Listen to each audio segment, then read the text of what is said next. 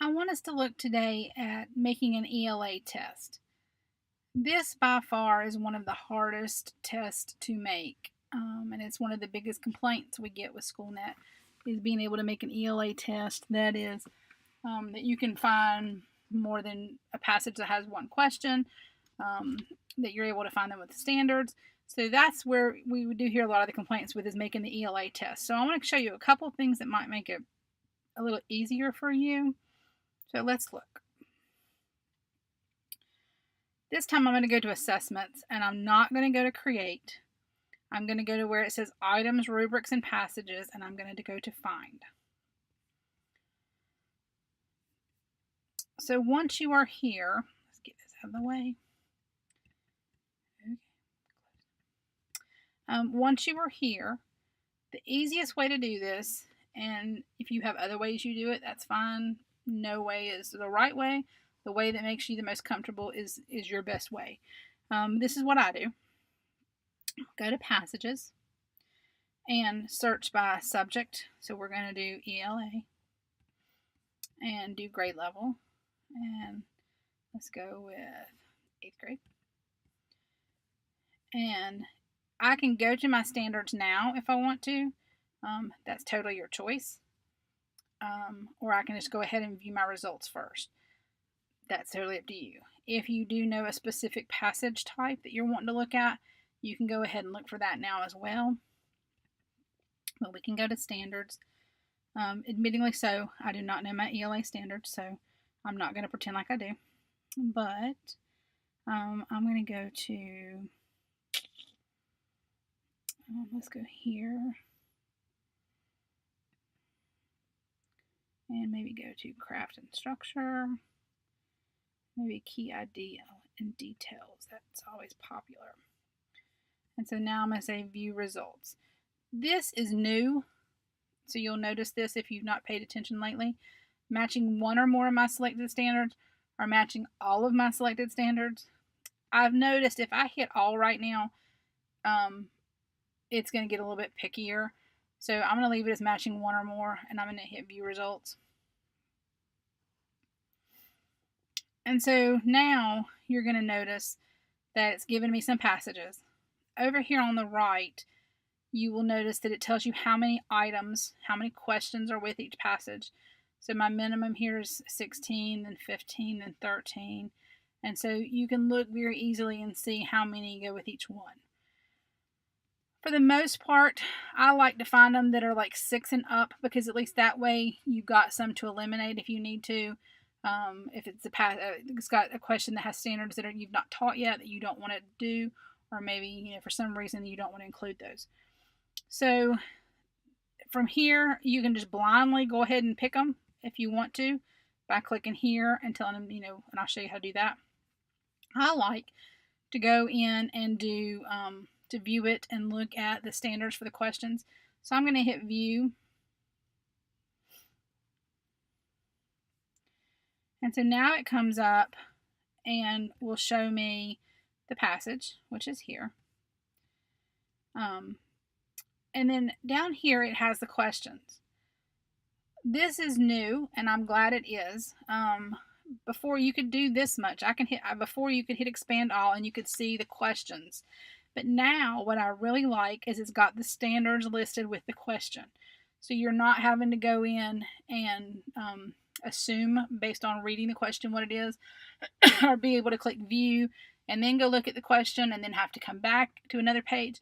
So that kind of will save you a little bit of time here, is that I can go down through here and look at these standards very quickly and go, that's one that I taught, I want to keep it.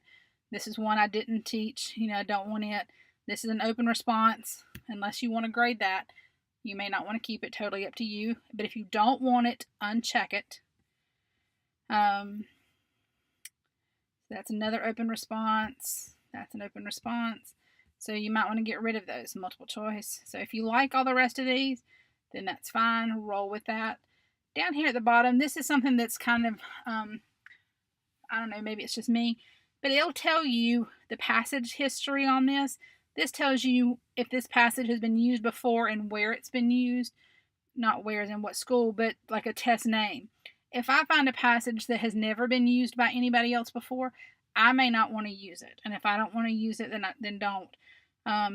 But this passage has been used a lot, so I think it's probably a pretty good passage with pretty good questions. So I always kind of like to look at that. So now I've picked, there's probably 7 questions maybe that I left checked. And so what I want to do now is say I want to add the passage and the selected items to the test. So I'm going to click that. I think this is backwards. This is just me. If I have not made a test yet, then I'm going to click here. If I have already made a test and I'm going to go back and find another passage to add to that test, then I will look for the test here. But I've not made one yet. So I'm going to create new test. And I'm going to call this one PD DMO ELA. Subject ELA. Grade level, I think I picked 8 this time. Number of items, it lets me with 7. What am I going to do with it? So all this stuff you're going to leave alone. I'm going to make sure it's the Common Core standards. Go down through there, generate the test.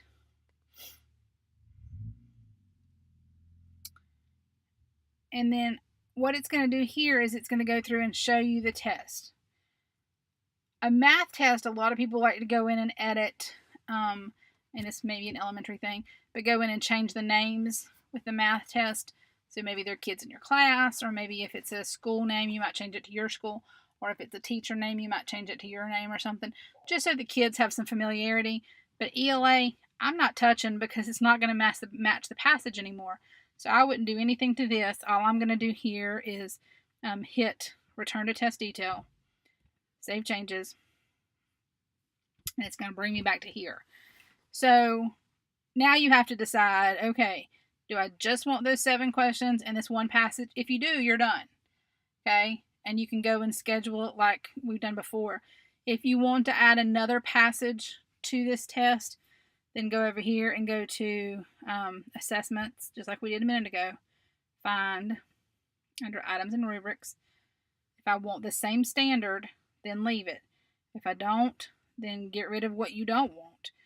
So you can trash those. I'm obviously going to keep 8th grade on there, and I'm going to hit view results, and then roll from there. So if I wanted a specific standard, I could. If you forget to do that part, if I hit open filters, then it's going to take me back there again. I can go look for my standards.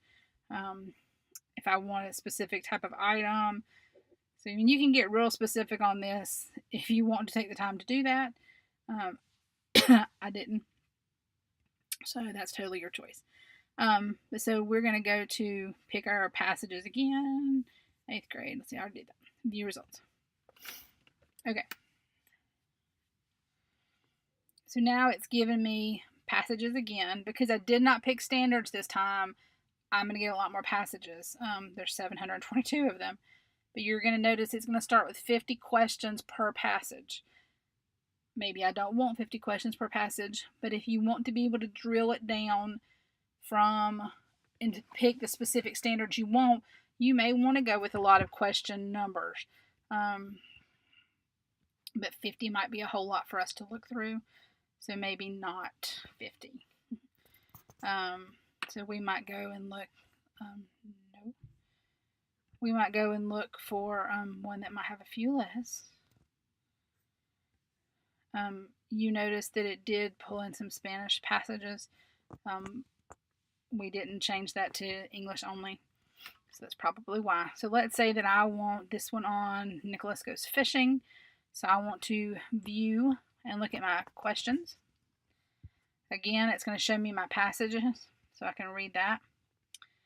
I'm going to ask it to expand all so that I can see my questions and I can see them with the standards. Okay? Again, if you do not like a question, uncheck it, and then it doesn't save it. Once you picked all of them that you want, then you're going to say add the passage and selected items to the test.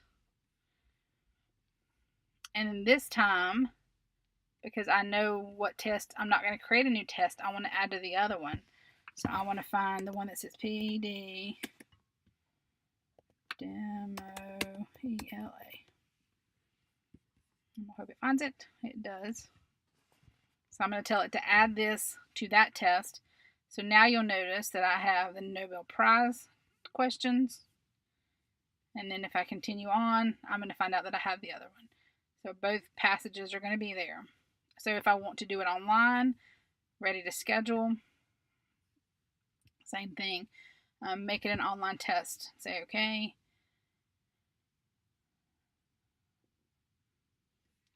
Tell it to schedule. It asks you a couple times, are you sure you want to schedule it? We're always sure. So I'm going to start it for tomorrow. Score due date's going to be somewhere there. Okay, so we fixed all of that. Again, I'm not going to do this time. This is what we did before when we wanted it to be a read aloud.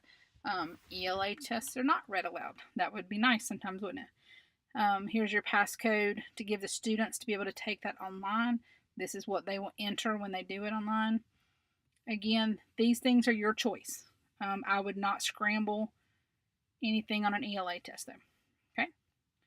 And then I'm going to hit save. And now this test is ready for me to give my students so they can take it online with this passcode. Okay? The one thing to remember, if you share passcodes, which is great if you do, if you make it and you give it to your teammates, that's great. Just remember that you will not be able to see them taking that test in your dashboard unless you've made a copy of it. That's the catch with that. But this is how to make an ELA test. I'm hoping that helps you a little bit so that you're not going to struggle as much with picking the passages with more than one question or being able to find the standards with the question. They made some changes there and it makes it much, much easier, so I'm glad. When I mentioned a minute ago about making a copy of the test, a lot of people do this. If you're going to do a pre and post test that are the same thing, especially with math, all you have to do is hit copy test. It's going to copy this exact same test and you rename it. That works if you have to give the test again to somebody, whether it's a retest or whether or not you want to do a pre and post test, that kind of thing. If you do a pre and post test with math, then I would scramble them the second time. And that's just me. But copy test. So if you're giving it to a friend, you could give them a copy of the test. You can do it that way. So I'm hoping this helps. This is making an ELA test.